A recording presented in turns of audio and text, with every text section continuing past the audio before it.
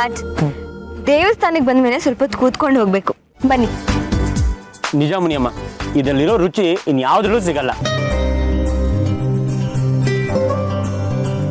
ಅಲ್ಲ ಮುನಿಯಮ್ಮ, ದೇವಸ್ಥಾನದಲ್ಲಿ ಗಂಟೆ ಹೊಡೆದ ತಕ್ಷಣ ನೀವು ಅಷ್ಟೊಂದು ಖುಷಿ ಆಗ್ಬಿಟ್ಟಲ್ಲ, ಅಂಥದ್ದು ಏನು ಕೇಳ್ಕೊಂಡಿದ್ರಿ ದೇವ್ರ ಹತ್ರ? ನನ್ಗೆ ಯಾಕೋ ಕೆಲ್ಸದ ಬಗ್ಗೆ ಅಲ್ಲ, ನೀವು ಬೇರೆ ಏನೋ ಕೇಳಿದ್ದೀರಾ ಅಂತ ಅನ್ಸ್ತಿದೆ. ಬೇರೆ ಏನ್ ಕೇಳ್ಕೊಳ್ಳಿ, ನಾನು ಏನೂ ಇಲ್ಲ. ಆದ್ರೆ ನೀವ್ ನನ್ನ ಹತ್ರ ಸುಳ್ಳು ಹೇಳಿದ್ರಿ ಅಂತ ಅನುಮಾನ ನನ್ಗೆ. ನಿಜ ಹೇಳಿ, ನೀವೇನ್ ಕೇಳ್ಕೊಂಡ್ರಿ? ನಾನಾ ನಂಗೊಂದು ಒಳ್ಳೆ ಹುಡುಗಿ ಸಿಗ್ಲಿ, ನನಗೆ ಬೇಗ ಮದುವೆ ಆಗ್ಲಿ ಅಂತ ಕೇಳ್ಕೊಂಡೆ. ದೇವ್ರು ಅಸ್ತು ಅಂತ ಬೇರೆ ಅಂದ್ಬಿಟ್ಟ. ಈಗ ನನಗೊಂದು ಹುಡುಗಿ ಸಿಗ್ಬೇಕು ಅಷ್ಟೇ. ಓಹೋ, ನಿಮಗೆಲ್ಲೂ ಒಳ್ಳೆ ಹುಡುಗಿ ಕಾಣಿಸ್ಲೇ ಇಲ್ವಾ? ಇನ್ಮೇಲೆ ಹುಡುಗಿ ಅವಳು ಸಿಗ್ಬೇಕಾ? ಪಾಪ. ಹೂ ಮುನಿಯಮ್ಮ, ನನ್ನ ಲೆವೆಲ್ಗೆ ಮ್ಯಾಚ್ ಆಗ್ಬೇಕಲ್ಲ. ಅದು ಅಲ್ಲದೆ ನನಗೆ ನನ್ನಷ್ಟೇ ಕ್ಯೂಟ್ ಆಗಿರೋ ಹುಡುಗಿ ಬೇಕಲ್ವಾ? ಅವಳು ಒಳ್ಳೊಳಾಗಿರ್ಬೇಕು, ಸಾಧು ಪ್ರಾಣಿ ತರ ಇರ್ಬೇಕು. ಅವತ್ತೇ ಹೇಳಿಲ್ವಾ ನಿಮ್ಗೆ ನನಗೆಂತ ಹುಡುಗಿ ಬೇಕು ಅಂತ? ಓಹೋ, ಅಂತವಳೊಬ್ಳು ಸಿಗ್ಲೇ ಇಲ್ವಾ ನಿಮ್ಗೆ? ಇಲ್ಲ ರೀ, ಇನ್ನೂ ಸಿಕ್ಕಿಲ್ಲ. ನನಗಿಷ್ಟ ಆಗಿರೋ ಹುಡುಗಿ ಸಿಕ್ಬಿಟ್ರೆ ತಡ ಮಾಡದೆ ಹೇಳ್ಬಿಡ್ತೀನಿ.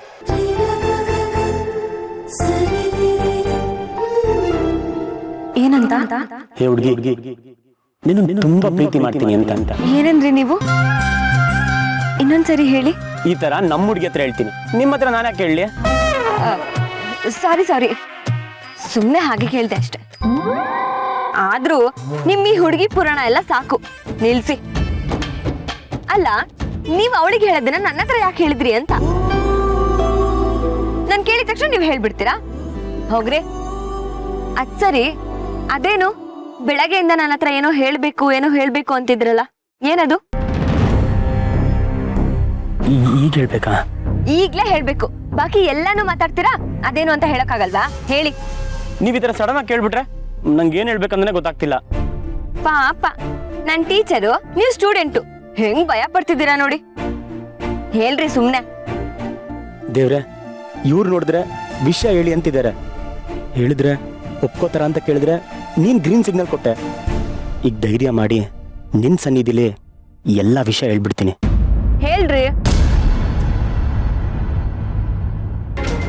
ಮುನಿಯಮ್ಮ, ಇದು ತುಂಬಾ ಗಂಭೀರವಾಗಿರೋ ವಿಷಯ. ಓ, ಸರಿ ಹೇಳಿ. ಇದನ್ನ ಹೇಳಿದ್ಮೇಲೆ ನಿಮ್ ರಿಯಾಕ್ಷನ್ ಹೇಗಿರುತ್ತೋ ಗೊತ್ತಿಲ್ಲ, ಬಟ್ ಇದನ್ನ ಹೇಳಿದ್ರೆ ವಿಧಿ ಇಲ್ಲ, ಹೇಳಿಲ್ಲ ಅಂದ್ರೆ ತಪ್ಪಾಗತ್ತೆ. ಅದು ವಿಷಯ ಏನು ಅಂದ್ರೆ, ನಾನು ಅದು ಹೇಳಿ. ನಮಸ್ಕಾರ. ನಾವಾ? ನೀವೇ?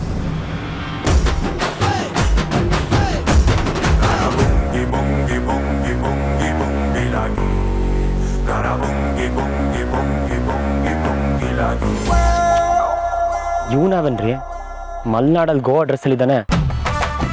ನಿಮ್ಗೇನ ಗೊತ್ತಾ? ಇಲ್ವಲ್ಲ. ಹೇಳಿ ಸರ್. ನಮಸ್ಕಾರ, ಮೈಸೆಲ್ಫ್ ರಾಹುಲ್ಲ. ನಮ್ ಕಾವೇರಿ ಎಸ್ಟೇಟ್ ನೋಡಕ್ ಬಂದಿರೋದು ನೀವೇನಾ? ನಾವೇ. ಅದೇ ಅನ್ಕೊಂಡೆ, ನಮ್ಮೂರ್ ದೇಶದಲ್ಲಿ ಯಾವ್ದು ನ್ಯೂ ಫೇಸ್ ಅಂತ. ಟೈಮ್ ವೇಸ್ಟ್ ಮಾಡೋದು ಬೇಡ, ನಮ್ ಕಾವೇರಿ ನೋಡಕ್ಕೆ ಹೋಗೋಣ. ನಡೀರಿ. ಬನ್ನಿ. ಅಲ್ಲ ದಾನು, ನೀವ್ ಹಿಂಗೇನ ಬಟ್ಟೆ ಹಾಕೋದು? This is my style. ಎಲ್ಲಿ ತಗೊಳ್ಳೋದಿದೆಲ್ಲ ನೀವು? ಇಲ್ಲ, ಅಭಿಮಾನಿಗಳು ಇರ್ತಾರೆ, ಕೊಡಿಸ್ತಾರೆ.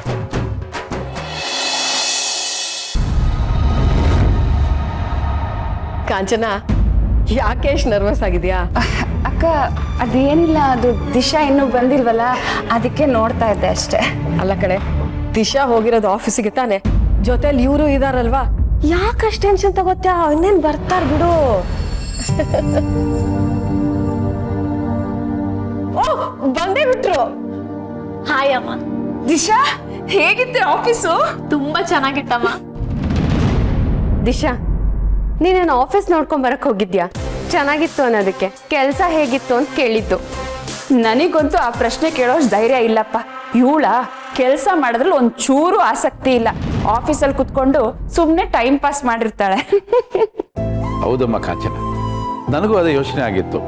ಆಫೀಸಿಗೆ ಬಂದ್ಬಿಟ್ಟಿದ್ದಾಳೆ, ಕೆಲಸ ಮಾಡ್ತಾಳೋ ಇಲ್ವೋ, ಆಸಕ್ತಿ ಇದೆಯೋ ಇಲ್ವೋ ಅಂತ. ನನ್ನ ಲೆಕ್ಕಾಚಾರ ಎಲ್ಲ ತಲೆಗಳು ಮಾಡ್ಬಿಟ್ಲು. ಸುಮ್ಮನೆ ಕಣ್ಸನ್ನೆ ಮಾಡಿದ್ರೆ ಸಾಕು, ಎಲ್ಲ ಕೆಲಸ ಮಾಡ್ತಿದ್ದಾಳೆ. ಹೌದಾ ಅಣ್ಣ? ತುಂಬಾ ಚೂಟಿ ಇದ್ದಾಳೆ. ಒಂದ್ಸಲ ಹೇಳ್ಕೊಟ್ಟಿದ್ದಷ್ಟೇ ಎಲ್ಲ ಕಲ್ತ್ಕೊಂಡ್ಬಿಟ್ಲು. ನಮ್ಮ ಆಫೀಸಲ್ಲಿ ಎಲ್ರಿಗೂ ಆಶ್ಚರ್ಯ ಆಗೋಯ್ತು. Wow, very good Disha. ಅಯ್ಯೋ ಮಾವ ನನ್ನ ಸುಮ್ಮನೆ ಹೊಗಳ್ತಿದ್ದಾರೆ ಅಷ್ಟೇ. ನಾನು ಇನ್ನೂ ತುಂಬಾ ಕಲಿಬೇಕು.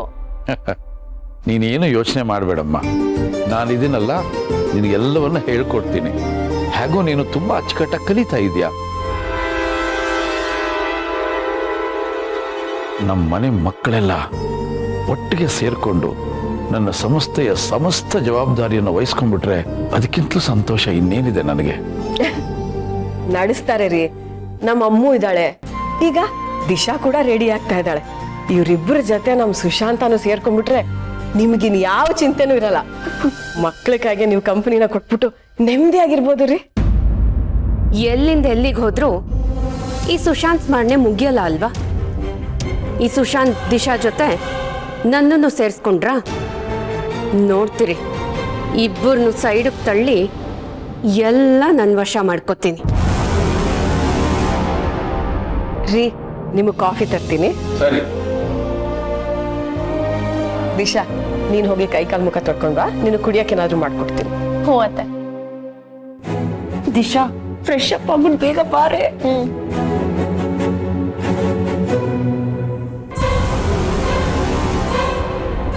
ಅಮ್ಮು, ಅತ್ತೆ ನನ್ನ ಬಗ್ಗೆ ಸ್ಪೆಷಲ್ ಕಾಳಜಿ ತೋರಿಸ್ತಿರೋ ಥರ ಇದೆ.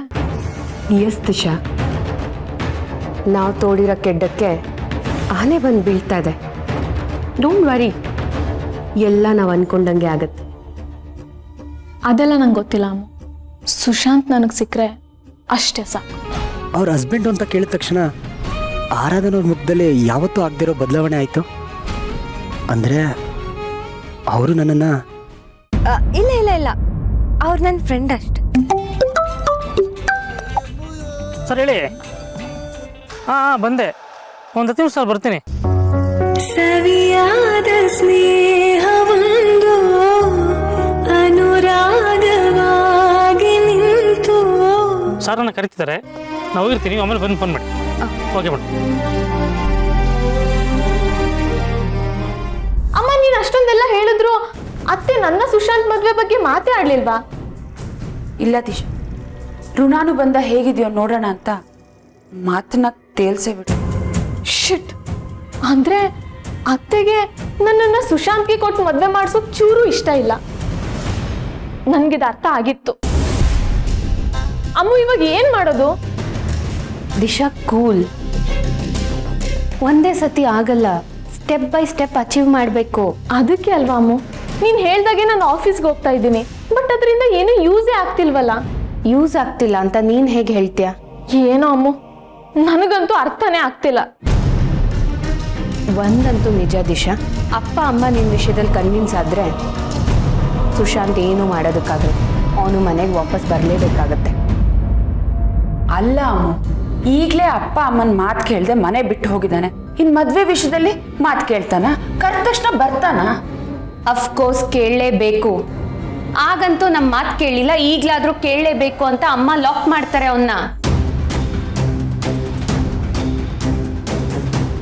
ನನಗೆ ಗ್ಯಾರಂಟಿ ಇದೆ, ಇದಿಷ್ಟು ಕೆಲಸ ಆದರೆ ಅವನು ವಾಪಸ್ ಬರ್ತಾನೆ, ನಿನ್ನ ಕುತ್ತಿಗೆಗೆ ತಾಳಿ ಕಟ್ತಾನೆ. ನೀನ್ ಹೇಳೋದ್ ಕೇಳ್ತಿದ್ರೆ ತುಂಬಾನೇ ಖುಷಿ ಆಗ್ತಿದೆ ಅಮ್ಮ. ಆದ್ರೆ ಏನಾಯ್ತು? ಅವನ ಜೊತೆ ಆರಾಧನಾ ಇದ್ದಾಳಲ್ಲ, ಅದೆಲ್ಲ ನಿನಗೊಂದು ಮ್ಯಾಟ್ರಾ ದಿಶಾ? ಆರಾಧನಾ ನನಗ್ ಮ್ಯಾಟ್ರ್ ಆಗಲ್ಲ, ಆದ್ರೆ ಸುಶಾಂತ್ಗೆ ಮ್ಯಾಟ್ರ್ ಆಗ್ತಾಳಲ್ವಾ? ಈ ಮದ್ವೆ ಅನ್ನೋ ವಿಷಯ ಬಂದಾಗ ಆರಾಧನನೇ ಬೇಕು, ಅವಳನ್ನೇ ಮದ್ವೆ ಆಗ್ತೀನಿ ಅಂದ್ರೆ ಅದು ನಿನ್ನ ಕೈಯಲ್ಲಿದೆ ದಿಶಾ. ಅವನು ಆರಾಧನಾ ಬಿಟ್ಟು ಬರಬೇಕು, ಆ ಥರ ನೀನೇ ಮಾಡಬೇಕು. ಅದು ಕಂಪ್ಲೀಟ್ಲಿ ನಿನ್ನ ಕೆಲಸ. ಏನ್ ಮಾಡ್ಬೇಕು ನಾನು? ಯೋಚನೆ ಮಾಡು. ಅದನ್ನು ನಾನೇ ಹೇಳಬೇಕಾ? ಯೋಚನೆ ಮಾಡಿದ್ರೆ ದಾರಿ ಸಿಗುತ್ತೆ.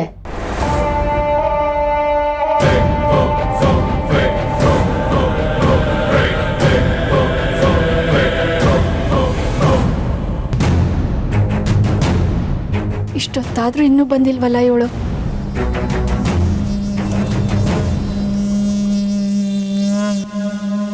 ರೇವತಿ ಮಾಡಕ್ ಬೇರೆ ಏನೋ ಕೆಲಸ ಇಲ್ವೇನೆ? ದಿನ ಅವ್ರಿಬ್ಬರನ್ನ ಎದುರು ನೋಡ್ಕೊಂಡು ನಿಂತಿರ್ತೀಯ?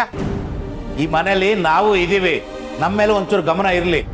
ಬೇರೆ ಊರಿಗೆ ಹೋಗಿದಾರವ್ರು, ಇಷ್ಟೊತ್ತಾದ್ರೂ ಇನ್ನೂ ಬಂದಿಲ್ವಲ್ಲ ಅನ್ನೋ ಆತಂಕ ನನ್ಗೆ. ಓಹೋ, ಏನ್ ದೊಡ್ಡ ಆತಂಕ ಇವಳಿಗೆ.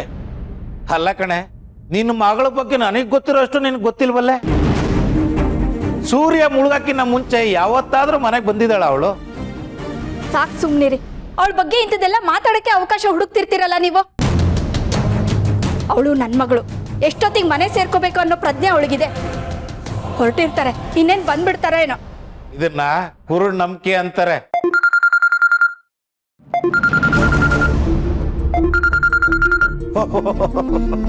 ನೋಡು, ಅವಳೇ ಫೋನ್ ಮಾಡಿದಾಳೆ, ತಗೋ ಮಾತಾಡು. ಹಲೋ ಆರಾಧನಾ, ಎಲ್ಲಿದೀಯೇ? ಅಮ್ಮ, ಇವತ್ತಿನ್ನೂ ನಮ್ಮ ಕೆಲಸ ಮುಗ್ದಿಲ್ಲ. ನಾಳೆ ಬೇರೆ ಲೊಕೇಶನ್ಗೆ ಹೊರಡ್ಬೇಕು. ಇವಾಗ ಬಂದು ಬೆಳಗ್ಗೆ ಮತ್ತೆ ಬರೋದಕ್ಕಾಗಲ್ಲ ಅಮ್ಮ. ಇವತ್ತೊಂದಿನ ಇಲ್ಲೇ ಉಳ್ಕೋಬೇಕಾಗುತ್ತೆ. ಏನೋ ಅಲ್ಲೇ ಉಳ್ಕೋಬೇಕಾಗುತ್ತಾ? ಹೌದಮ್ಮ, ಇವತ್ತಿಲ್ಲೇ ಉಳ್ಕೋತೀವಿ. ನಿನಗೆ ಓಕೆ ಅಲ್ವಾ? ಅಲ್ಲ ಕಣೆ, ಗೊತ್ತಿಲ್ಲದೆ ಇರೋ ಊರು, ಅಲ್ಲೇ ಉಳ್ಕೊಳ್ಳೋದು ಅಂದ್ರೆ ಚೆನ್ನಾಗಿರುತ್ತೇನೆ. ಅಮ್ಮ, ನಾನು ಏನು ಮಾಡಲಿ? ಕೆಲಸ ಇನ್ನೂ ಮುಗ್ದಿಲ್ಲ ಅಂದರೆ ನಾನು ಹೇಗೆ ಹೊರಡೋಕ್ಕಾಗುತ್ತೆ ಹೇಳು? ನೀನೇನು ಯೋಚನೆ ಮಾಡಬೇಡ, ನಾನು ಸೇಫಾಗಿ ಇರ್ತೀನಿ. ರಾಜ್ ಕೂಡ ನನ್ನ ಜೊತೆ ಇದ್ದಾರೆ, ಓಕೆನಾ?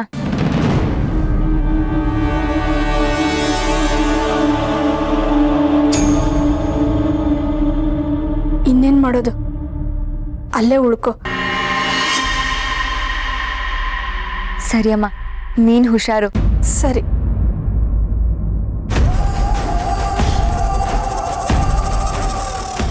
ಹೊರ ಕೇಳು ಅಂತ ಹೇಳ್ದೆ ತಾನೆ? ಅವಳೇನಲ್ಲಿ ಬೇಕು ಅಂತ ಉಳ್ಕೋತಾ ಇಲ್ಲ ರೀ. ಪಾಪ ಇನ್ನೂ ಕೆಲಸ ಮುಗ್ದಿಲ್ವಂತೆ. ನಾಳೆ ಬೆಳಿಗ್ಗೆ ಎದ್ದು ಮತ್ತೆ ಅವರಷ್ಟು ದೂರ ಹೋಗ್ಬೇಕಂತೆ. ಅದ್ರ ಬದಲು ಅಲ್ಲೇ ಉಳ್ಕೊಳ್ಳೋದು ಸರಿ ಅಲ್ವಾ? ಮಗಳು ಅಂತ ಬಂದ್ರೆ ಸಾಕು, ಬುದ್ಧಿ ಚೆನ್ನಾಗಿ ವರ್ಕ್ ಆಗಲ್ಲ ನಿನ್ಗೆ? ವಯಸ್ಸಿಗೆ ಬಂದಿರೋ ಹುಡುಗಿ, ಅದು ಒಂದು ಹುಡುಗನ ಜೊತೆ ಬೇರೆ ಊರಿಗೆ ಹೋಗಿದ್ದಾಳೆ. ಭಯ ಬೇಡವಾ ನಿನಗೆ? ನನ್ನ ಮಗಳ ಮೇಲೆ ನನಗೆ ನಂಬಿಕೆ ಇದೆ. ಅವಳು ಈ ಮನೆಗೋಸ್ಕರನೇ ಕಷ್ಟಪಡ್ತಿರೋದು. ನಂಬು ಅವಳನ್ನ. ಸರಿಯಾಗಿ ಕೊಡ್ತಾಳೆ ಕೈಗೆ ಚೆಂಬು. ನನ್ನ ಮಗಳೇನಾದ್ರೂ ಈ ತರ ಮಾಡಿದ್ರೆ ಇಡೀ ಒಟಾರನೆಲ್ಲ ಸೇರಿಸಿ ರಂಪ ರಾಮಾಯಣ ಮಾಡ್ತಾ ಇದ್ದೆ. ಈಗ ನಿನ್ನ ಮಗಳು ಮಾಡಿದಾಳೆ, ಅದಕ್ಕೆ ನೀನು ಆಯ್ತಮ್ಮ ಹುಷಾರು, ನಿಧಾನ ಅಂತ ಹೇಳ್ತಾ ಇದೆಯಲ್ಲೇ. ಯಾಕ್ರೆ ಹಿಂಗೆಲ್ಲ ಮಾತಾಡ್ತೀರಾ? ಇಬ್ರು ನನ್ನ ಮಕ್ಕಳೇ ಅಲ್ವಾ? ಅವತ್ ಸಿರಿ ಹೋಗಿದ್ದಕ್ಕೆ ನಾನು ಯಾಕಷ್ಟು ಹೆದರ್ಕೊಂಡಿದ್ದೆ ಹೇಳಿ? ಅವಳು ಒಂದು ಫೋನ್ ಮಾಡಿ ಹೇಳಿದ್ಲ ನನಗೆ. ಫೋನ್ ಮಾಡಿ ಹೇಳಿದಿದ್ರೆ ನಾನು ಅವಳನ್ನು ಕೇಳ್ತಾ ಇರ್ಲಿಲ್ಲ. ಕೆಲ್ಸ ಅಂದ್ಮೇಲೆ ಇದೆಲ್ಲ ಸಹಜ ಅಲ್ವೇನ್ರಿ? ಅದಕ್ಕೆ ನೀವ್ ಯಾಕ್ರಿ ಏನೇನೋ ಕಲ್ಪನೆ ಮಾಡ್ಕೋತೀರಾ? ನಾನು ಕಲ್ಪನೆ ಮಾಡ್ಕೊಳ್ಳೋನು? ಎಂಥ ಮಾತು ಹೇಳ್ಬಿಟ್ಟೆ ರೇವತಿ. ನಿನ್ನ ಮಗಳನ್ನ ಹೊಟ್ಟೆ ಬಟ್ಟಿ ಕಟ್ಟಿ ಸಾಕಿದ್ದಕ್ಕೆ ಒಳ್ಳೆ ಮರ್ಯಾದೆ ಕೊಟ್ಟೆ. ಏನ್ರಿ ನೀವು ಯಾವ್ದೋ ವಿಷಯಕ್ಕೆ ಇನ್ನೇನೇನೋ ಮಾತಾಡ್ತೀರಾ? ನಾನು ಏನೇನೋ ಮಾತಾಡ್ತೀನಿ. ಈಗ ನಿನಗೆ ಗೊತ್ತಾಗಲ್ಲ. ಬರ್ಲಿ ಅವಳು. ನಾನು ಹೆಂಗಾದ್ರೂ ಮಾಡಿ ಸುಶಾಂತ್ನ ನನ್ನ ಕಡೆ ಬರೋ ಹಾಗೆ ಮಾಡ್ಕೋತೀನಮ್ಮ. ಅದಾಗ್ಬಿಟ್ರೆ ಅಮ್ಮು ಹೇಳ್ದಂಗೆ ನಿನಗಿರೋದು ಒಂದೇ ಚಾಲೆಂಜ್, ನಿಮ್ಮ ಅತ್ತೆ ಮಾವನ್ ಮನ್ಸ್ ಗೆಲ್ಲೋದು. ಅದಕ್ಕೆ ಅಲ್ವಮ್ಮ ನನಗೆ ಕೆಲಸ ಮಾಡೋಕೆ ಇಷ್ಟ ಇಲ್ಲದೆ ಇದ್ರು ನನ್ನ ಮಾವನ ಜೊತೆ ಆಫೀಸ್ಗೆ ಹೋಗ್ತಾ ಇದ್ದೀನಿ. Work in progress. First day ಕೆಲಸ ಹೇಗಿತ್ತು? ತುಂಬ ಚೆನ್ನಾಗಿತ್ತು ಅಮ್ಮು. ಆ್ಯಕ್ಚುಲಿ ಇದು ನನಗೆ ಹೊಸ ಎಕ್ಸ್ಪೀರಿಯನ್ಸ್. ನನಗೆ ಮುಂಚೆ ಕ್ಯಾಂಪಸ್ ಸೆಲೆಕ್ಷನ್ ಆಗಿತ್ತು, ಆದರೆ ನಾನು ಯಾವತ್ತೂ ಕೆಲಸಕ್ಕೆ ಹೋಗಿರಲಿಲ್ಲ. ಇವತ್ತು ಫಸ್ಟ್ ಟೈಮ್ ನಾನು ಕೆಲಸಕ್ಕೆ ಹೋಗಿದ್ದು. ಎಲ್ಲ ಗೊತ್ತಾಯ್ತಾ ನಿಂಗೆ? ಮಾವನೇ ನನಗೆ ಎಲ್ಲ ಹೇಳ್ಕೊಟ್ರು. ನಾನು ಬೇಗ ಕಲ್ತ್ಕೊಂಡು ಎಲ್ಲ ಮುಗಿಸ್ಬಿಟ್ಟೆ. ಮಾವ ಅಂತೂ ಫುಲ್ ಖುಷಿಯಾಗ್ಬಿಟ್ರು. ಓ, ಹಾಗಿದ್ರೆ ಮೊದಲೇ ದಿನಾನೇ ನಿಮ್ಮ ಮಾವನ್ನ ಇಂಪ್ರೆಸ್ ಮಾಡಿಬಿಟ್ಟೆ. ಎಸ್ ಅಮ್ಮು, ಎಷ್ಟು ಹೊಗಳಿದ್ರು ಗೊತ್ತಾ ಮಾವ, ಫುಲ್ ಇಂಪ್ರೆಸ್ ಆಗಿಬಿಟ್ರು. ಅಷ್ಟು ಸಾಕು ಬಿಡು, ನಮ್ಮಪ್ಪ ನಿನ್ನನ್ನೇ ಸೊಸೆ ಮಾಡ್ಕೋತೀನಿ ಅನ್ನೋದಕ್ಕೆ. ನಿಜನಾ? ಎಸ್. ಇನ್ನು ನಿಮ್ಮ ಅತ್ತೆ ಒಬ್ಬರ ಮನ್ಸು ಗೆಲ್ಲಬೇಕು ಅಷ್ಟೇ. ನನಗೆ ಅದೇ ಭಯ ಆಗ್ತಿರೋದು. ಡೋಂಟ್ ವರಿ, ಅದು ಹಾಗೆ ಆಗುತ್ತೆ. ಸ್ವಲ್ಪ ಟೈಮ್ ಬೇಕಷ್ಟೆ. ಅಮ್ಮು, ಅತ್ತೆ ಮನ್ಸು ಗೆಲ್ಲಕ್ಕೆ ಏನು ಮಾಡಬೇಕು ಅಂತ ಹೇಳು. ಅದು ಏನೇ ಆದರೂ ಸರಿ, ನಾನು ಮಾಡ್ತೀನಿ. ಮಾವನ್ ಇಂಪ್ರೆಸ್ ಮಾಡೋಕೆ ಆಫೀಸ್ಗೆ ಹೋದ್ನಲ್ಲ, ಅದೇ ರೀತಿ ಅತ್ತೆನ ಇಂಪ್ರೆಸ್ ಮಾಡೋಕೆ ಅಡುಗೆ ಮನೆಗೆ ಹೋಗ್ಬೇಕಾ? ಓಕೆ, ನಾನು ಅದಕ್ಕೂ ರೆಡಿ. ಒಟ್ನಲ್ಲಿ ನನಗೆ ಸುಶಾಂತ್ ಬೇಕು ಅಷ್ಟೇ. ಅಮ್ಮು, ನಾನು ನನ್ನ ಮಗಳು ಕಂಪ್ಲೀಟ್ಲಿ ನಿನ್ನ ನಂಬಿದ್ದೀವಿ. ನೀನು ಏನಾದರೂ ಮಾಡಿ ದಿಶನ್ ಲೈಫ್ ಸೆಟ್ಲ್ ಮಾಡ್ತೀಯ ಅಂತ ಅನ್ಕೊಂಡಿದ್ದೀವಿ. ಅತ್ತೆ, ಎಲ್ಲ ನನಗೆ ಬಿಟ್ಬಿಡಿ, ಎಲ್ಲ ನಾನು ನೋಡ್ಕೋತೀನಿ. ನನಗೆ ನಂಬಿಕೆ ಇದೆ ಅಮ್ಮು. ನೋಡ್ತಾನೆ ಅತ್ತೆಗೆ ಆರಾಧನನ್ ಮೇಲೆ ದ್ವೇಷ ಬರೋ ಥರ ಮಾಡಿದ್ಯಾ ಅಂದಮೇಲೆ ನಾನು ಈ ಮನೆಗೆ ಸೊಸೆ ಆಗೋ ಥರ ನೀನು ಮಾಡೇ ಮಾಡ್ತೀಯ. ನನಗೆ ನಿನ್ನ ಮೇಲೆ ನಂಬಿಕೆ ಇದೆ.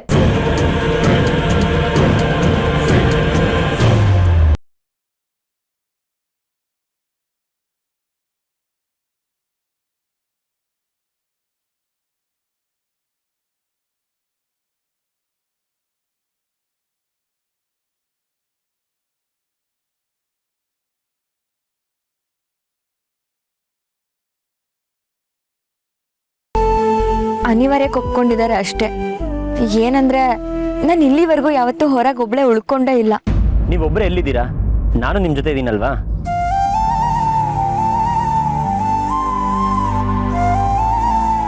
ನೀವೇನು ಯೋಚನೆ ಮಾಡಬೇಡಿ, ನಾವು ಸಿಟಿಗೆ ಹೋಗ್ಬಿಟ್ಟು ರೂಮ್ ತೊಗೊಳೋಣ ಬನ್ನಿ. ಒಳ್ಳೆ ರೂಮ್ ಸಿಗುತ್ತಾ? ಸಿಗುತ್ತೆ ರೀ, ಮೊದಲು ಆರಾಮಾಗಿ ಟೀ ಕುಡೀರಿ. ಇಷ್ಟಪಟ್ಟು ಟೀ ಕುಡಿಬೇಕು ಅಂತ ಹೇಳ್ತಿದ್ದೀರಿ. ಈಗ ಯಾವುದೇ ಗಡಿ ಬಿಡಿ ಮಾಡ್ಕೋಬೇಡಿ. ಹಬ್ಬ ಕೊನೆಗೂ ನಕ್ಕದ್ರಲ್ಲ. ಸರಿ, ನೀವಿನ್ನು ತಡ ಮಾಡಬೇಡಿ. ವಿಷಯ ಏನು ಅಂತ ಹೇಳಿ.